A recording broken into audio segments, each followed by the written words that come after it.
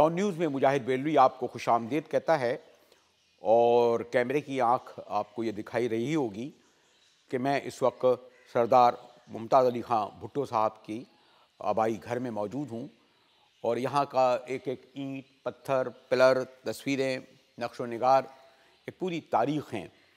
کہہ رہے تھے کہ کوئی 3 صدی پرانا قدیم یہ گھر ہے، اور ماشاءاللہ آپ کو علم ہے کہ جو بھٹو خاندان کی زمینیں، یہاں ان کا خاندان اور ان کے جو پھر فالوورز، اس کی ایک الگ تاریخ ہے۔ لیکن آج کل لوگوں کو وہ تاریخ سے زیادہ حال جاننا چاہتے ہیں۔ انٹرسٹنگ بات یہ ہے کہ اب ایک جس تنظیم اور تحریک میں شامل ہوئے ہیں وہ نوجوانوں کی پارٹی ہے، یعنی عمران خان کی۔ عام طور پہ کم روایت ہوتی ہے کہ کوئی بہت سینئر آدمی کسی ایسے شخصیت کو جوائن کرے کہ جو عمر کے اعتبار سے، تجربے کے اعتبار سے اس سے جونیئر ہو، لیکن سردار صاحب نے جوائن کیا ہے، اور پہلے میں شکریہ ادا کرتا ہوں کہ نکالا، اور میرا ان کا نیاز مندی کا تعلق ایک بڑا دیرینہ ہے۔ اگر میں آپ کو خوش آمدید کہتے ہوئے براہ راست اگر یہ سوال کروں کہ ساری زندگی آپ نے پروونشل اٹانومی نہیں بلکہ نیشنل اٹانومی کی سیاست کی، کنفیڈریشن کی سیاست کی، بلکہ لوگ جسے کہتے ہیں کہ شاید علیحدگی تک کی کہ صوبے کی بریسر سندھ بھی کہلائے آپ اس میں، اور اب آپ نے ایک ایسی پارٹی جوائن کی سیاست کے ایک ایسے پہر میں جو ایک جیسے وفاق پرست کہہ لیں، اور جس کی سیاست کا محور و مرکز پنجاب اور اس کے یا اس کا اسلام آباد، وہی انٹرسٹ ہے سردار صاحب؟ جی میں نے تو یہ تو کبھی سیاست نہیں کی کہ علیحدگی کی کہ توڑو پاکستان کو اور صوبے الگ ہو جائیں وغیرہ۔ میں نے تو پہلے تو بھٹو صاحب مجھے گھسیٹ کے سیاست میں لے آئے۔ اچھا، میں بیرسٹر تھا، میں کراچی میں نے پریکٹس شروع کی تھی تازی، لیکن بھٹو صاحب نے نہیں چھوڑا۔ پھر اس نے میرے والد صاحب کو بھی کہا کہ آپ ان کو ہمارے حوالے کریں گے، تو آخر جانا پڑا۔ لیکن شروع سے ہی بھٹو صاحب کو بھی میں نے کہا تھا کہ صاحب یہ ایسے نہیں چلے گا پاکستان بنانے والوں نے سوچ سمجھ کے اس ملک کو بنایا ہے، اور آپ سب جانتے ہیں قرارداد پاکستان جو ہے 1940 کی ریزولوشن، اس میں پاکستان جو بنا ہے یہ مختلف قوموں کا پاکستان بن گیا ہے۔ ان کی اپنی دھرتی ہے، اپنی رسم و رواج ہے، اپنی زبان ہے، اپنی تاریخ ہے، سب کچھ ان کی اپنی ہے۔ جناح صاحب اور مسلم لیگ والوں نے سوچ سمجھ کے بنایا، اس لیے انہوں نے قرارداد پاکستان میں یہ وعدہ کیا ہے کہ اٹانومس اور ساورن پروونسز ہو گئے۔ اٹانومس اور ساورن، مرکز کے پاس صرف ڈیفینس، فارن افیئرز، کرنسی اور کمیونیکیشن۔ اگر آپ اس پوائنٹ آف ویو، اس پرنسپل کو اکوموڈیٹ نہیں کرتے تو چلنا بہت مشکل ہو جائے گا۔ اس نے کہا ہاں میں مانتا ہوں، لیکن چلو آگے چل کے فی الحال تو چلے یہ دیکھیں۔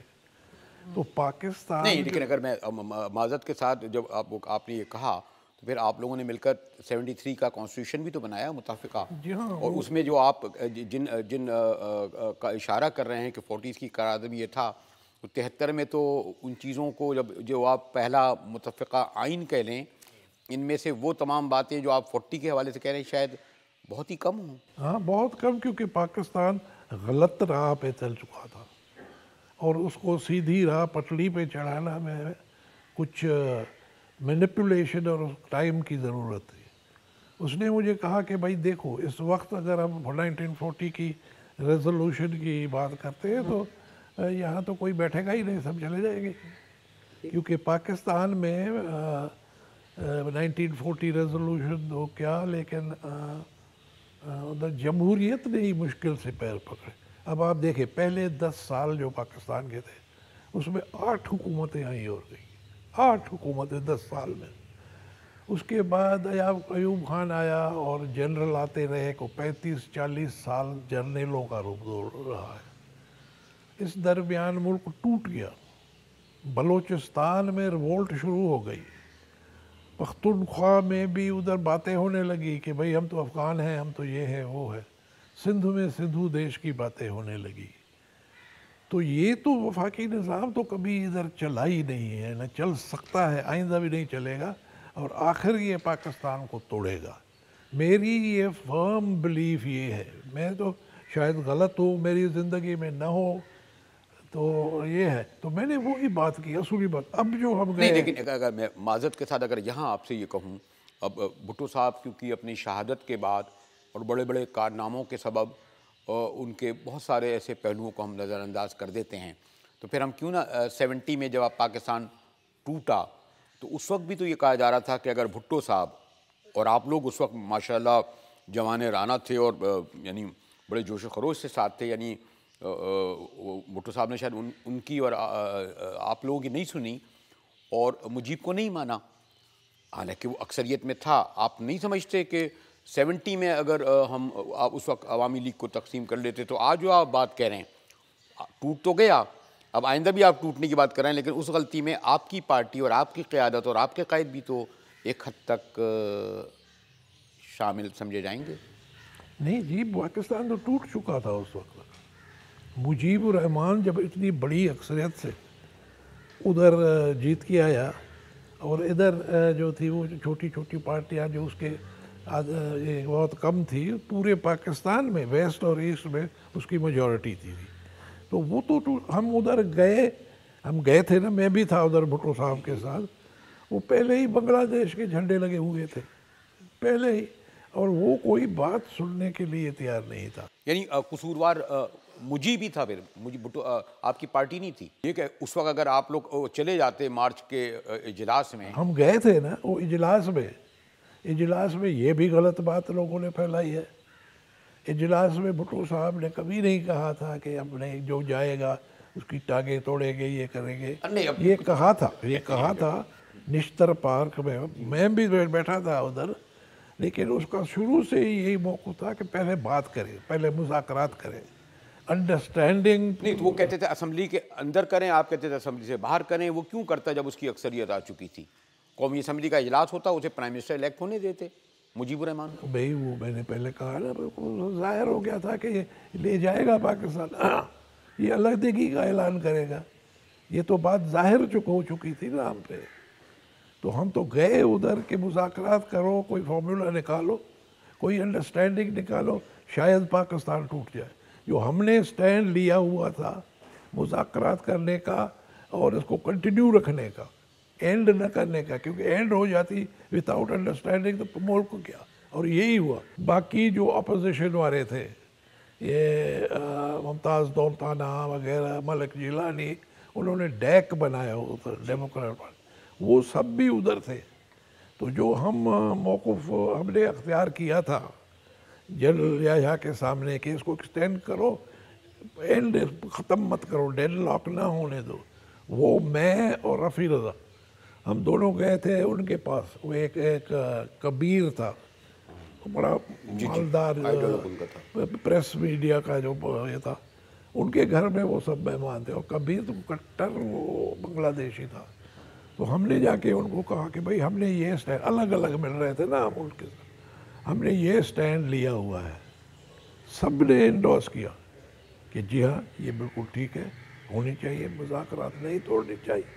اچھا چلیں ہم سردار صاحب پاس ہسٹری چھوڑ دیں، اب کیا آپ دیکھتے ہیں؟ ایک تو آپ بھی ایک بار نواز شریف کے پاس گئے، اس سے مایوس ہوئے، اب عمران خان کے پاس آئے ہیں، تو یہ جو نواز شریف کا تجربہ تھا آپ کا، اس سے تعلق یا قربت کا کوئی مختصر رہا، تو قربت کیوں ہوئی اور پھر علیحدگی کیوں ہوئی؟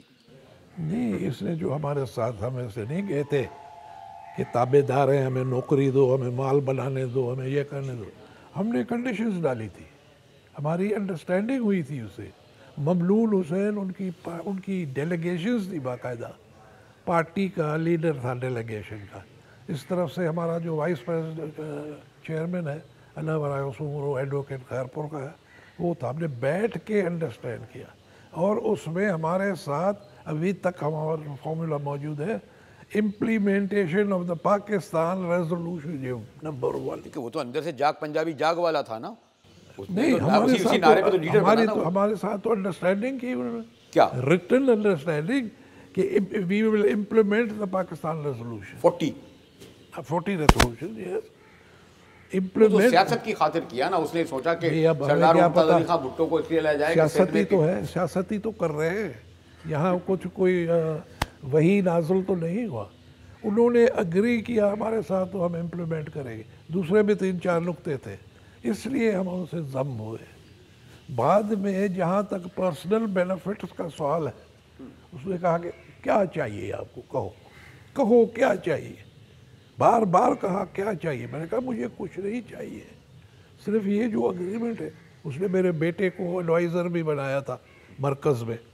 ये जो अग्रीमेंट है, इसके बैठ के हमारे साथ बात करो, इसकी तरफ बढ़ो, इसको इम्प्लीमेंट करो। कोई नहीं, कुछ बात ही नहीं, कुछ नहीं। तो फिर हम चले गए, हम माल बनाने तो नहीं गए थे ना बस। सरदार साहब सियासतदानों की उस पीढ़ी से हैं जिनसे गुफ्तगू करके जो मैं जो जितना एंजॉय करता हूँ, उसमें ये जो ब्रेक आता है तो वो फिर बड़ा मुझे भी नागवार गुजरता है और ख़ुद सरदार साहब को भी, लेकिन आपको इल्म है ये ब्रेक लेना पड़ता है। तो ब्रेक के बाद आऊँगा। और सरदार साहब अभी तक वो जो बुनियादी बात कहते हैं कि वो अगर इसी तरह पाकिस्तान चलता रहा तो उसका मुस्तकबिल वो ताबनाक नहीं देखते। हमारे साथ रहिएगा, मिलते हैं एक ब्रेक के बाद।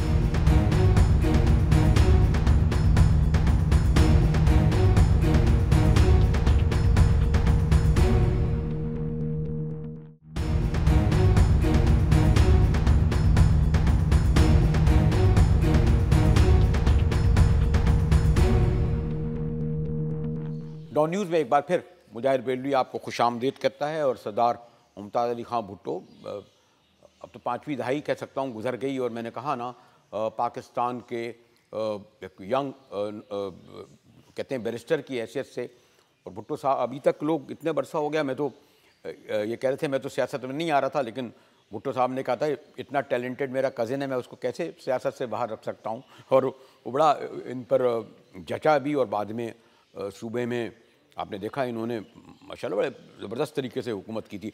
सर अगर आप कहते हैं कि नवाज़ शरीफ के साथ आप एक एग्रीमेंट पर के बाद आए और यकीनन वो उसूली था, इमरान खान के साथ भी आपने एक एग्रीमेंट किया होगा। बिल्कुल। और आप इस बात की क्या ज़मानत दे सकते हैं, क्योंकि इमरान खान के साथ भी जो माज़रत के साथ ठीक है पहले बहुत नौजवान थे, लेकिन अगर वो मैं कहूँगा तो नाराज़ हो जाएंगे हमारे कुरैशी और ख़ान और तरीन और जो अब एक बड़ी तादाद में जो लोग हैं वो पंजाब के बड़े बड़े घरानों के लोग। अभी भी तहरीक इंसाफ पंजाब डोमिनेटेड पार्टी समझी जाती है। सिंध से उन्हें कोई ख़ास दिलचस्पी नहीं है। उन्हें ज़रूरत थी सरदार मुमताज़ अली खां भुट्टो के लिए, इसलिए सिंध में आए या कुछ और लोगों की।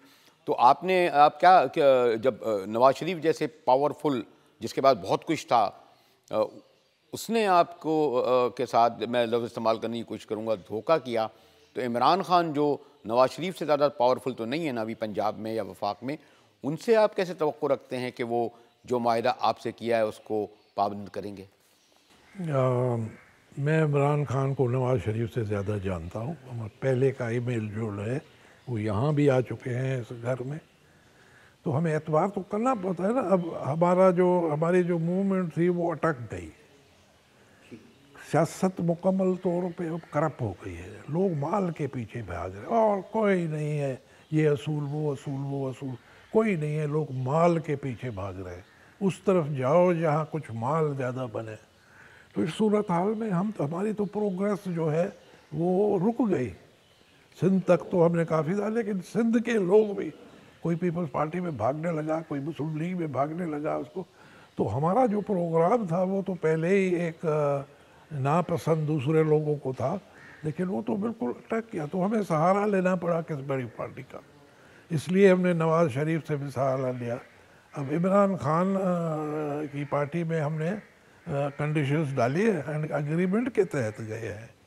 ऐसे नहीं गए हैं हम कि बस अब जब इक़्तिदार में आओ तो हमें नौकरियां दो, हमें माल बनाने नहीं। लेकिन ये ठीक है कि इमरान खान मारूफ मानों में करप्ट नहीं है, लेकिन जो आप सियासत कहते थे कि नज़रियाती सियासत, दरमियाने तबके की सियासत, प्रोग्रेसिव सियासत, उसको चलें सेकुलर सियासत, वो तो इमरान खान की शक्ल में भी नज़र नहीं आती सरदार साहब। भी आजकल सियासत यही है। अच्छा, वो दिन गए जब पसीना गुलाब था। वो असूल पहले हम जब भुट्टो साहब के वक्त में بھٹو صاحب اور میں دو پہلے نکلے، پھر ڈاکٹر مبشر آیا، جے اے رحیم آیا، مصطفیٰ کھر آیا، پھر جتوئی ایک بعد اور میں آئے، اور 5-6 لوگ تھے، شیر پاؤ پارٹی بنے۔ تو ان دنوں میں دوسرے ہم اصولوں کے لوگوں کے پاس جاتے تھے تو کہتے تھے وہ کہتے بھئی تم کیا کرو گے؟ اچھا، تو ہم اصول کی کاپی دیتے تھے اور وہ مطمئن ہو جاتے تھے۔ آج کل یہ نہیں ہے، آج کہتے ہیں کتنا دو گے، کیا دو گے، مال بنائیں گے، مل کر کھائیں گے، فلاں دیکھو فلاں دیکھو فلاں دیکھو۔ اب اس صورتحال میں اصولی سیاست کرنا آپ نے کہا کہ کم آپ کہہ سکتے ہیں کم مال بنانے والا، کم بے ایمان، کم آنےسٹ، کوئی جگہ آپ کی چوائس یہ تھی کہ ڈاکو سے کریں، وہ جو کہتے ہیں شروع سے کریں، کوئی تو جگہ عمران خان نہیں کو ہے۔ آپ نے دیکھا کہ ان کے مقابلے میں عمران خان کا ہم نے سہارا لیا ہے، اس نے ہمیں انڈرسٹینڈنگ ہوئی ہے، اور میں امید کرتا ہوں کہ آگے چل کے وہ اگر اقتدار میں آیا تو اس کا امپلیمنٹ ہوگا، یعنی اس قرارداد پاکستان کا کچھ حصہ ہی امپلیمنٹ ہو تو ہم مطمئن ہوں گے، باقی تو ہم اسٹرگل جاری رکھیں گے لیکن مطمئن ہوں گے۔ میری سیاست جو ہے اقتدار، مزے لوٹنے اور اس کے خدا کے فضل سے دال روٹی ہمارے پاس جام ہے، ہمیں کوئی حرام کھانے کی ضرورت نہیں ہے، لیکن ایک اصول ہے، زندگی کا اصول ہے، ایک ایمبیشن ہے، ایک بلیف ہے، اس کو ہم آگے بڑھانے میں اگر ہم تھوڑا بہت ادھر لچک کے آگے کمپرومائز کرتے ہیں تو وہ جائز ہے، کیونکہ باقی کچھ نہیں کرے۔ اب ہم عمران خان کے بھی اس لیے آئے ہیں کہ وہ ہماری سنے گا اور آگے چل کے ہم اس منزل کو قریب پہنچا کر منزل پہ نہیں پہنچتے تو زیادہ قریب ہو جائے گی، پھر ادھر سے چلے گی۔ تو ایسے ہماری تو یہ سیاست، میں پرسنلی تو میں نے تو وہ ایک تھا نا، وہ کشتی لڑتا تھا، تو وہ میلہ لگتا تھا تو اس میں جاتے تھے کشتی لڑنے، تو میں گیا میلے پہ، بڑی اس کو مار پڑی، تو دوسری بار جب وہ میلہ لگا اس کے دوست آئے اس کے پاس اور کہا چلو بھائی کشتی لڑے، تو اس نے کہا بھائی میں نے تو گانا سیکھ لیا ہے، تو میں نے بھی گانا سیکھ۔ میں ایک بریک کی طرف جاتا ہوں اور ایک بنیادی سوال میں بریک کے بعد سردار صاحب سے کروں گا۔ تحریک انصاف چلیں، ابھی تو ابتدا ہے، آگے دیکھیے کیا ہوتا ہے۔ ملتے ہیں ایک بریک کے بعد، ہمارے ساتھ رہیے گا۔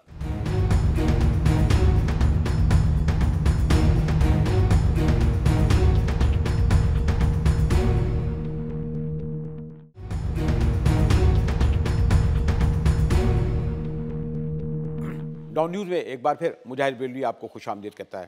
سر صاحب، ایک عام پرسیپشن یہ ہے کہ 1970 کا وہ واحد الیکشن تھا جو آزادانہ ہوا۔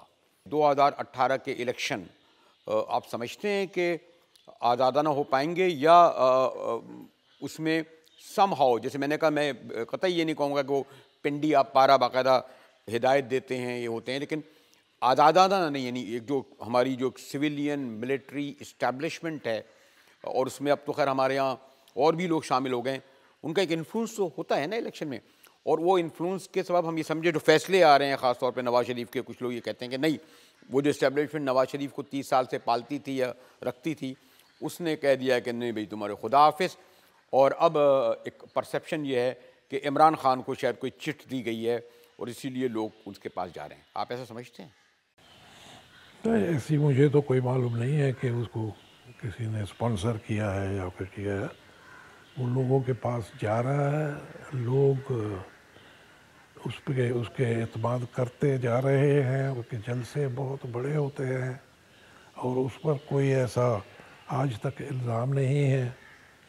جلسے تو 2013 میں بھی بہت بڑے بڑے تھے، لیکن جلسوں کی بنیاد پر آپ بھی ماشاءاللہ 1 لاکھ لوگوں کو جلسہ کر سکتے ہیں، لیکن جلسوں کی بنیاد پہ الیکشن۔ ایک تو یہ ہے نا کہ کینڈیڈیٹ جو ہو وہ صاف ستھرا ہو، دوسری طرف سے ریگنگ نہ ہو نا۔ یہاں تو خاص کر کے سندھ میں تو ریگنگ کے سوا اور کچھ ہوتا ہی نہیں ہے۔ میں نے میاں نواز شریف کو کہا تھا کہ جناب یہاں جوڈیشل انکوائری کرائیں سندھ میں، کہ الیکشن کمیشن اور یہ وہ کچھ نہیں ہوتا، پوری سندھ میں جوڈیشل انکوائری کری۔ الیکشن کی معنی ہے کہ لوگوں کو اپنی رائے کا اظہار کرنے کا موقع ملے، لوگوں سے تو کوئی پوچھتا ہی نہیں ہے۔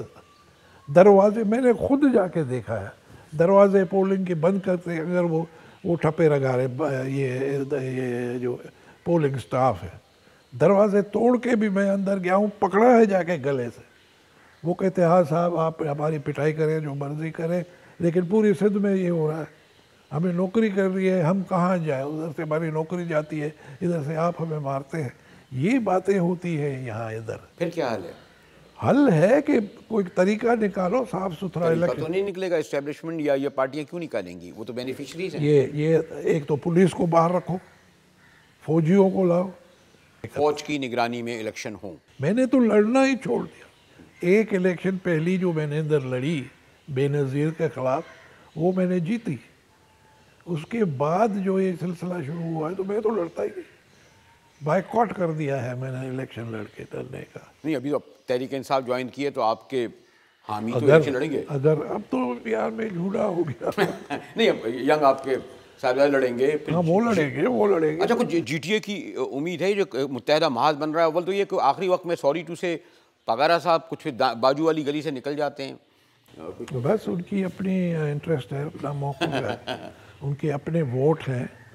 وہ کہ مرید جو ہے وہ بہت زیادہ ہے، پسند کرنے والے زیادہ ہیں. ہاں، لیکن پھر کوئی ایسا اگر متحدہ محاذ واقعی جینون بنے جس میں آپ بھی ہوں اور پگارا صاحب بھی ہوں اور جتوئی بھی ہوں اور ایم کے ایم بھی ہو جائیں، کچھ امکان ہے؟ اگر ریگنگ پہ کنٹرول نہیں ہوا، اگر پولیس اور سول بیوروکریسی کو باہر نہیں رکھا گیا تو سندھ میں اور کوئی نہیں جیت سکتا. صاحب آپ کے کراچی بھی بڑی گہری نظر ہے. یہ جس طرح کچھ شہری علاقوں میں جو ایک بڑی طاقت ابھر کے آئی تھی، کچھ لوگ کہتے ہیں بنائی گئی تھی یا موجود تھی، آپ کیا سمجھتے ہیں؟ کچھ سندھ کے شہری علاقوں میں جس طرح ایم کیو ایم تھی، اس کا اب کوئی مستقبل ہے یا توڑ پھوڑ کے؟ سندھ کے باقی علاقوں میں تو نہیں ہے، لیکن کراچی میں، میرپور خاص میں، سکھر میں، نہیں، وہ جو تقسیم ہوئی ہے ان میں در تقسیم ہوئی ہے، ہاں یہ لندن وہ بیٹھے. آپس میں لڑیں گے. لیکن ایک یہ جو انہوں نے یہ مہاجریت زندہ رکھی ہے، قائم رکھی ہے 70 سال کے بعد بھی، اس میں تو وہ آپس میں لڑیں گے. اور ان کا کوئی اگر جو بھی جیت آیا وہ مہاجر ہوگا، وہ مہاجر زندہ ہوگی. تو شہروں میں کراچی میں اور میرپور خاص اور سکھر میں ان کا طاقت ہے. لیکن لندن میں بیٹھ کر ابھی بھی اتنا انفلوئنس ہے جو ان کے قائد کا کہ وہ نہیں، لندن تو اب کٹ گیا ہے یہاں سے، لندن پاس اسٹوری. لیکن ادھر ہے وہ آپس میں بٹ گئے ہیں، یہ آپس میں لڑیں گے، لیکن جو بھی لڑکے آئے گا تو وہ مہاجر ہوگا. آپ کی چلیں یہاں تو ہے کہ باہر کی پہ بھی بڑی نظر ہے. سی پیک کا ہم بڑے سن رہے ہیں اور آپ نے بھی ماشاءاللہ بڑی اہم وزارتوں میں رہے ہیں. اس کو یہ سمجھا جا رہا ہے کہ مستقبل کا بڑا گیم چینجر ثابت ہوگا اور پتہ نہیں گوادر سے یوں روڈ نکلے گی، پتہ نہیں نوڈیرو سے بھی کوئی روڈ سنا ہے گوادر کو جا رہی ہے، یہ ہو رہا ہے، سڑکیں آ رہی ہیں، خوشحالی آ رہی ہے، ترقی آ جائے گی، سب کچھ آ جائے گی. اور ایک باقاعدہ ایران، افغانستان، ڈیولپمنٹ، امریکہ، یہ سب کچھ جو کچھ ہو رہا ہے، اس میں کیا یہ ہماری لیڈرشپ میں اتنی کیپیسٹی اور کوالٹی ہے کہ سب کو ہینڈل کرے؟ صورتحال کافی حساس ہے، سنگین ہے. لوگ ہیں، پاکستان بہت بڑا ملک ہے، یہاں بڑے ٹیلنٹڈ لوگ ہیں.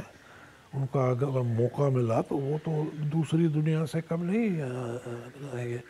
یہ ہمارا ملک 5واں نمبر پہ ہے دنیا میں بڑے بڑا. بہت طاقتور ملک ہے، مالا مال ملک ہے، ہمارے پاس کسی چیز کی کمی نہیں. لیکن یہ کرپشن اور یہ وہ ہو جاتا ہے. تو اگر صحیح طریقے سے اس کو ہینڈل کیا جائے، اگر یہ جو یہ اسکیم ہے سی پیک کی، اگر یہ جو اصولی طور پہ پرنسپل پہ جو بتایا جا رہا ہے وہی امپلیمنٹ ہوگا تو یہ تو بڑی مفید اسکیم ہوگی. ملک کو بہت پراسپیرٹی سے ملے گی اور بڑی خوشحالی آئے گی. لیکن پھر بھی وہ پولنگ والا حال ہوا ادھر نا تو پھر تو.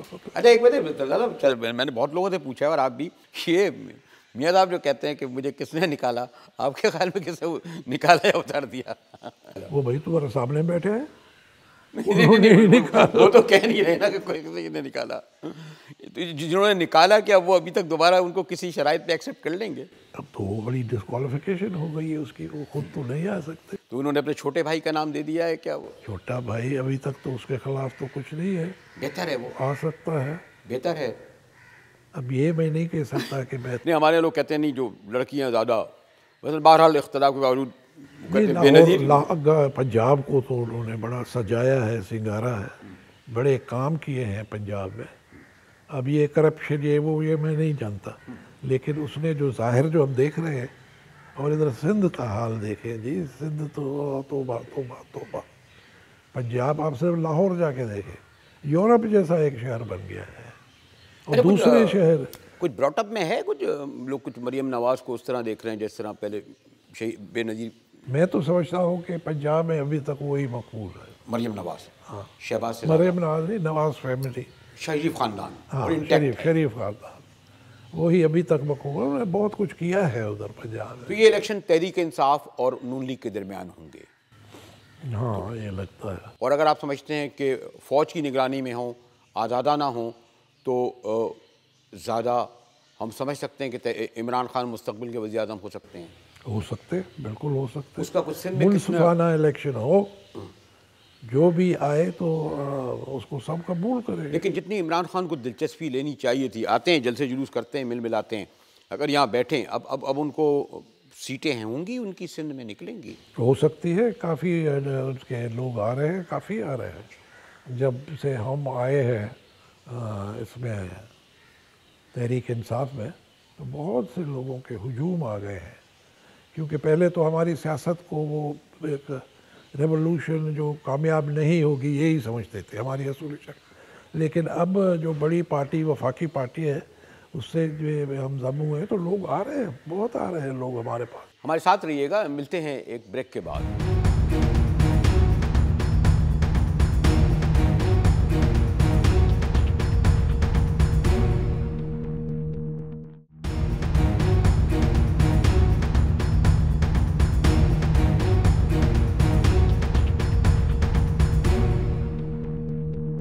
میں ایک بار پھر سردار ممتاز علی خان بھٹو کو خوش آمدید کرتا ہوں. اور آخری اگر میں سوال آپ سے یہ کروں، یہ کچھ تو لوگ کہتے ہیں نہیں سینٹ سے پہلے ہی کچھ ہو جائے گا، یعنی آپ کا تجربہ یہ کہتا ہے کہ الیکشن ہوں گے کیونکہ الیکشن کے خلاف کوئی چارہ نہیں، اور فوج بھی جو تجربہ ماضی میں کر چکی ہے اس کو پتہ ہے کہ بعد میں اسے مشرف صاحب کو بعد میں چودھری صاحب کو ہی لانا پڑا نا اس کو. تو الیکشن ہوں گے، وقت پر ہوں گے، آزادانہ میں نہیں کہتا، یا کچھ آپ دیکھ رہے ہیں کہ نہیں یہ حالات اور زیادہ سنگینی کی طرف جا رہے ہیں؟ نہیں، نظر تو آ رہا ہے کہ الیکشن ہوں گے، اور جس طریقے سے انہوں نے ملک کے پرائم منسٹر اور سب سے بڑی پارٹی سے ڈیل کیا ہے، تو اس سے یہ بھی امید پیدا ہوتی ہے کہ کوئی رکاوٹیں پیدا نہیں ہوں گی، اور ایسے کوئی فورسز ہیں جو بیچ میں آ جائیں گے اور ملک کی سیاست کو پٹری پہ چڑھائیں گے، صحیح راہ پہ چلیں گے. یہ امید تو رکھی جا سکتی ہے، اور میں سمجھتا ہوں کہ ہوگا.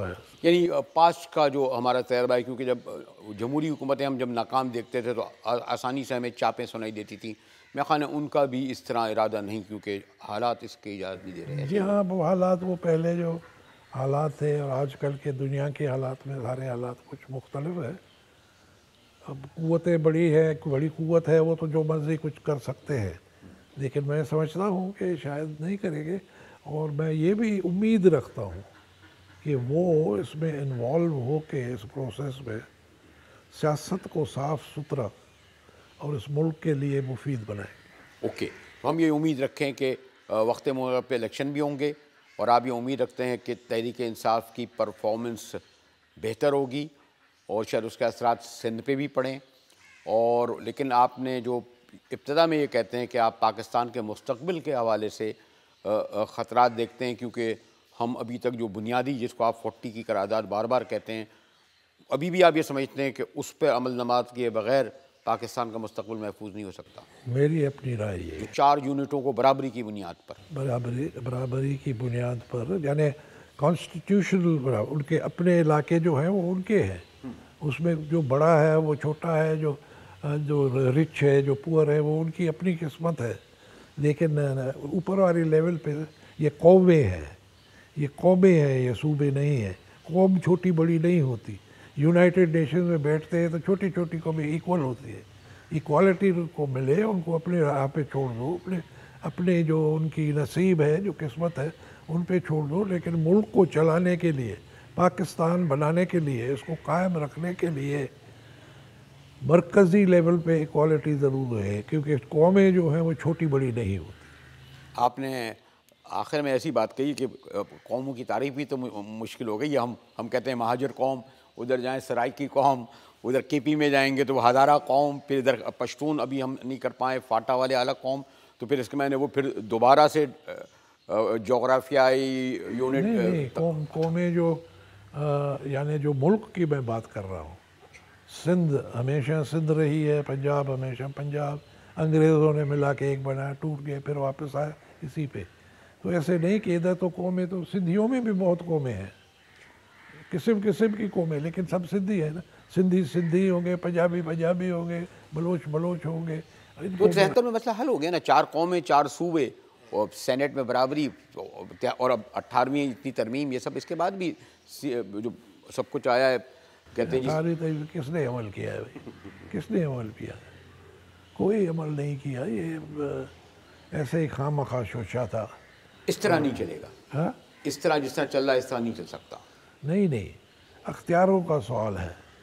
اب دیکھیں فنانس کمیشن بنائی ہوئی ہے، 4 صوبوں سے وہ دولت اکٹھی کرتی ہے، کیونکہ سندھ مالا مال ہے، سندھ کی انکم سب سے زیادہ ہے پرسنٹیج وائز. تو اس مالیاتی کمیشن میں کوئی 65-70% تو سندھ سے جمع ہوتا، اور وہ کہیں جا کے خرچ غریب علاقے اور ہیں اور قومیں اور ہیں، کہیں اور جا کے ختم ہوتا ہے. اب یہ تو انصاف کی بات نہیں ہے. ہر ایک کو اپنے کپڑے کے مطابق اپنا سوٹ کاٹنا چاہیے. میں نے آپ سے ابتدا میں کہا تھا کہ اب بہت کم لوگ ہیں جن سے سیاست پر گفتگو کرتے ہوئے، جسے میں کہوں کہ انجوائے کرتا ہے آدمی. اور میں تو ابھی پہلا پہر ہے، کئی پہر گزر سکتے ہیں سردار صاحب سے گفتگو کروں، لیکن بہرحال ایک پروگرام کو کنکلوڈ بھی کرنا پڑتا ہے، اور کیمرے کے پیچھے سے کہا بھی جا رہا ہے کہ میں گفتگو کو سمیٹوں. مجھے بڑی خوشی ہوئی یہاں آ کر، ایسے ادھر ادھر آس پاس سے گزرا ہوں، لیکن سردار صاحب سے میں نے کہا کہ ہمیشہ گفتگو کر کے سیاست کے حال اور ماضی پر تو گفتگو ہوتی ہے، لیکن مستقبل کے امکانات سے بھی آگاہی ہوتی ہے. بڑی شکریہ نوازش.